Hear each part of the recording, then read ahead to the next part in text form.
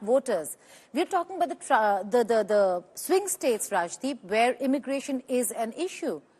Now, if you're talking about immigration and immigration being an issue, this is exactly what they're doing. Okay, very, very interesting. And maybe there are some parallels when with elections that take place in this country as well. But go ahead. All right. Now, the Democratic Vice President Kamala Harris is competing with Trump to win over Puerto Rican communities in Pennsylvania and other swing states. Now, this time, approximately 244 million people are eligible to vote in the upcoming U.S. presidential election on the 5th of November. 4 years ago, about two-thirds of these eligible voters participated.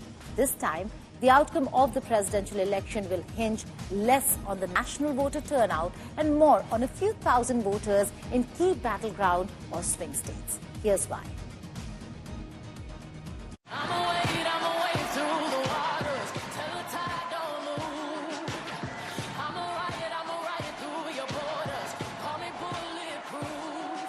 It is the intense campaign time for both U.S. presidential candidates. This is the last week, last chance to woo the voters. All right, we got business to handle. Okay, so Ann Arbor, I have a question for you. Are we ready to do this? Are we ready to vote? Are we ready to win? Yes, and we will win. And we will win. And as it gets closer, the heat rises. You know, she's not a nice person. Does anybody know that she is not a nice person? In case you had any ideas. Did you see she used the F word the other day? She thought she was talking without a camera on. She used the F word. Did you see that? Oh, it's terrible. If that ever happened to me, it would have been front page headlines. Oh boy, oh boy. No, they got her using the wrong word, camera. In the last leg, both candidates have decided to go full throttle on the swing state campaigning. There are 7 states in the election, the ones that do not favor any one party over the other. Arizona with 11 electoral votes. Both Georgia and North Carolina hold 16 electoral votes each. And Pennsylvania has the maximum 19 electoral votes, while Nevada has 6, Wisconsin 10, and Michigan 15. Whosoever is able to swing these 7 states or scores the maximum among them will hit the home run. So it's all daggers out campaign at this crucial last hour. And we're closer to World War III than we've ever been. We've never been so close, and we're going to be closer yet, because we have people that don't know what they're doing unless we win. But even then, you have a period of time before January 20th, and we're going to win this thing. We got to win this thing, and if we don't win it, we're not going to have a country. It's not going to be good. But I hear everything from what I hear is it's not only going to be a victory, it's going to be a big, fat, beautiful victory. That's what we do. Listen, you all have heard me say, I do believe Donald Trump to be an unserious man, but the consequences of him ever being president again are brutally serious. Brutally serious. Consider, on the topic we were just discussing, Donald Trump still refuses to acknowledge the pain and suffering he has caused. He insists that, quote, everyone wanted for Roe v. Wade to be overturned.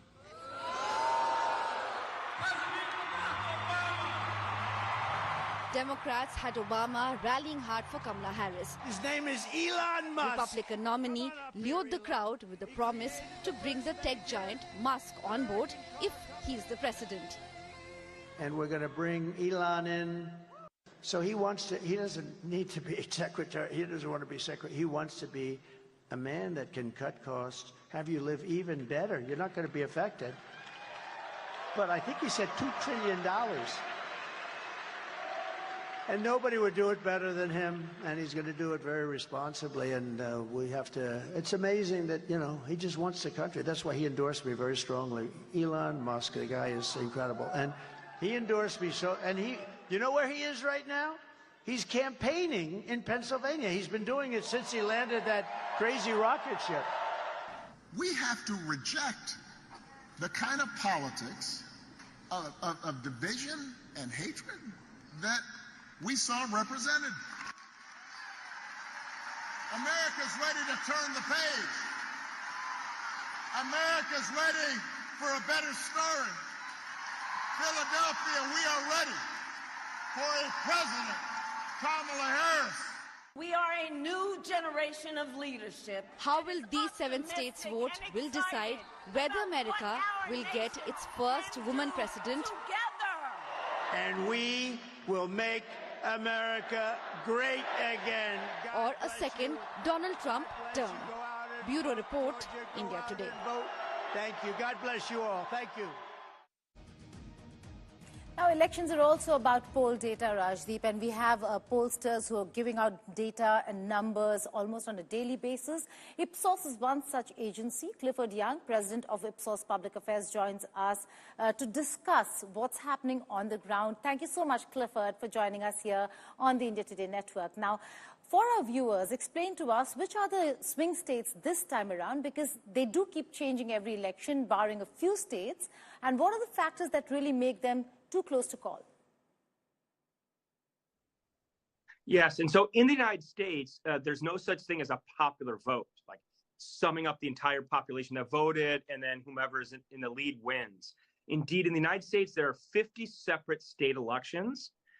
And the swing states are those states that are very close, and they ultimately decide whether one candidate wins or not.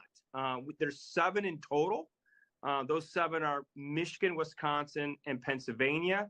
They're in the Midwest. They're in what we call the Rust Belt, the old factory region. We have 2 states in the West, Nevada and Arizona. And then we have 2 states in the South, Georgia and North Carolina. Those 7 states ultimately decide the election because they're the states that are the closest. They swing back and forth from Republican and Democrat. And those are the states we're focused on. But the polls are also showing a virtual dead heat.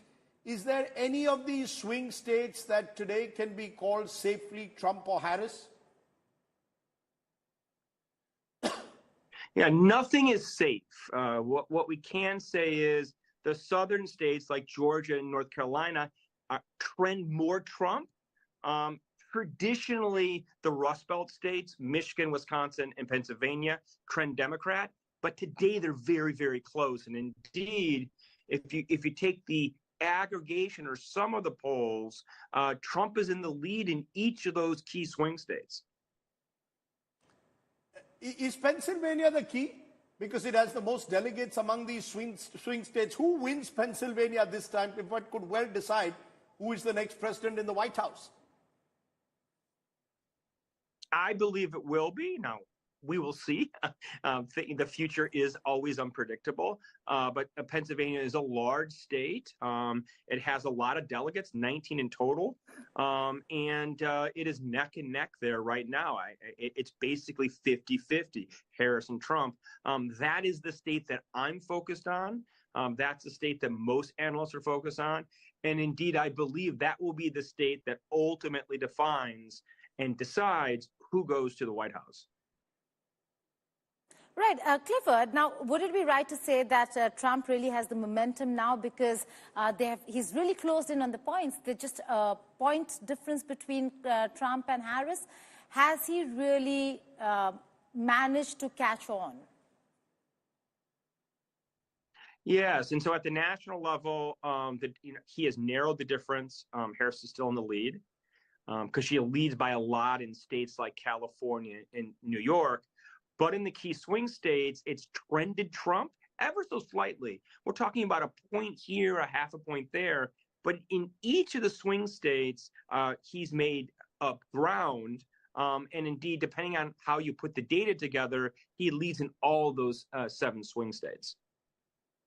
Is there, though, also a growing gender gap between the candidates, and therefore could turnout make a difference? Does Harris need more women to turn up to win, given this gender gap, more men voting for Trump, more women voting it appears, according to the polls for Harris. Yeah, and so it will be about turnout. I mean, we're talking about a 0.5% or 1% in these states. Indeed, maybe we're only talking about 200,000 votes or so in the key swing states. And so it will be about turnout, getting your base out.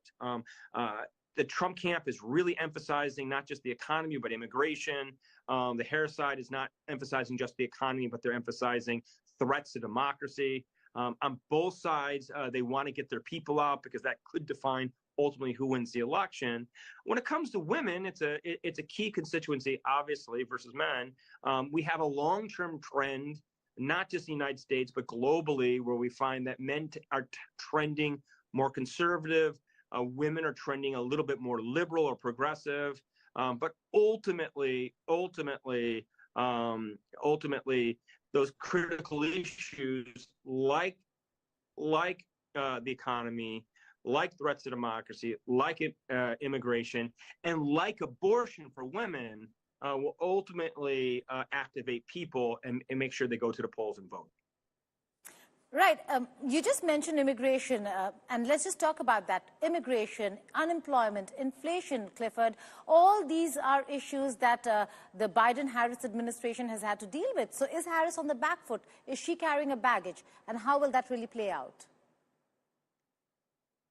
Yeah, the economy and inflation are problematic issues for Harris because she's part of the Biden administration. And the Biden administration was leading the country when inflation spiked. And so the economy is complicated for her side. It's difficult to message on that side. It really gives an advantage ultimately to Trump. On immigration is much more of a secondary issue, an issue much more used to motivate the base. It's much more of a Republican issue. It's an issue that Trump is using over and over and over again in his speeches. His campaign advertising not just emphasizes in the economy, inflation, but also immigration. But both sides are using their pet set of issues, let's call them, the unique set of issues for their base to get their base out. And Trump is using immigration on the one hand, and Harris, on the other hand, threats to democracy and abortion. Right. Again, abortion, another issue, a very important one at that. And Trump has a very specific, strong stance when it comes to abortion. Will that impact Trump in the swing states? Yeah, it's really, like I said, it's a secondary issue behind inflation. It's one that Harris is using to reinforce her credibility. She's strong on the issue. They are targeting especially moderate Republican women in suburbia, in the suburbs, that could be convinced by an a pro-abortion, pro-choice message. And that's how it's playing out specifically. Trump is trying to avoid the issue because it's not a popular issue, to say the least. Harris is using it especially to motivate her base. There's also the contentious issue, Clifford, of race. Harris's origins have been questioned. We're seeing the attacks on Puerto Ricans, on Haitians earlier. Is this an election which is dividing America on race grounds? Is that a major factor? I think it's difficult to separate out race from immigration. This sort of issue, or these issues, are intertwined. I think ultimately, in a broad brushstroke, the immigration issue kind of includes all of these different sort of race and ethnicity based perspectives. Obviously, Trump has a view of the world, and his base has a view of the world which is more restrictive in nature. Believe that the requirements to become an American should be higher. It should be more difficult to become an American. And obviously, on the other hand, Harris represents a trend in America where the belief is that America is a diverse place. It's a large tent that should include a diverse set of people. And this sort of tension or dispute is playing itself out in the election today. Okay, what, 4 days to go? 5 days to go for exactly a week. Sorry, I'm getting my dates wrong. Exactly a week to go to Super Tuesday. What, according to you, Clifford?